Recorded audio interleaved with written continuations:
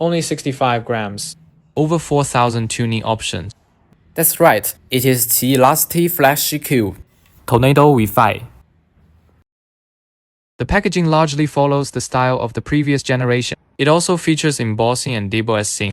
The packaging has also been made thicker for better drop resistance. Plenty of accessories, but they're all the usual ones. The storage case is quite similar to its predecessor, but it doesn't feel loose or wobbly at all. I received the flagship version this time. It has a side length of 55.5mm. The color scheme is very classic. My scale only measures to the nearest whole number, while someone else measured an exact weight of 65.7 grams. It has a very high appearance. The contact surface color is very clean, no cracks in the magnet. The UV coating has good flatness with no impurities or bubbles, but a yellow center shows slight color transparency. The stickers on the corner pieces aren't very aligned, you have to adjust them yourself. The factory applied way too much lubricant, and some has seeped onto the surface. It has a matte feel when turning. Both magnets feel relatively weak. Turns very smoothly and lightly. After cleaning, it feels noticeably loose, with poor overall unit. Recommend adding a small amount of viscous lube for break-in. The tuning system is the key feature of the Tornado V5. Features 8 levels of spring tension, 8 levels of core distance, 7 levels of corner magnet strength, and 9 levels of axis magnet strength, offering a total of 3,584 possible tuning combinations. Proper gear spacing and wide adjustment range allows easy finding of your desired gear. Deep ratchet, no accidental gear slips, but requires slightly more force to adjust. The friction points of the spring system are on the wheelbase clips. You may apply some lubrication during adjustment.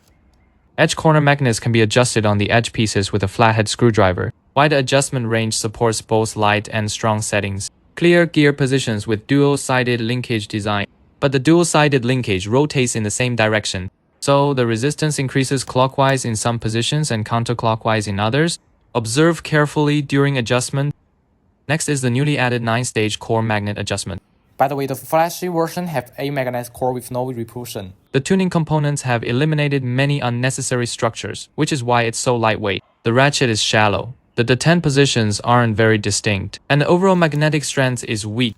I had to crank it all the way up just to get barely enough. Mine has 6 levels of spring tension, 5 levels of axle distance, 5 levels of corner magnet strength, and 9 levels of core magnet strength. The Tornado V5 largely retains the structure of its predecessor, but features some minor tweaks. The Tornado V5 has no anti-stick grooves on its contact surfaces, only adjustment marks. Fortunately, the center dress and the feet still have them. Another less obvious but very important point, its foot thickness has been reduced. That's a full 0.5mm thinner than the previous generation. So its play and deformation are both greater than the previous generation. Doesn't catching on the magnets when turning because the magnets are positioned further outward. The edge piece catches are wider and longer, further improving anti-pop performance. Although it is very light in weight, the texture is still excellent. Overall, it feels quite smooth and mild with little rotational inertia and moderate resistance. As mentioned earlier, although the magnets are positioned further outward, the positioning feel is not overly harsh. The magnetic core transition is also very smooth. Overall, it feels crispier and stiffer compared to before. The feel may be more similar to the XT3, although the Tornado V5 has some minor flaws. Overall, it is still excellent. If you enjoy the video, remember to subscribe.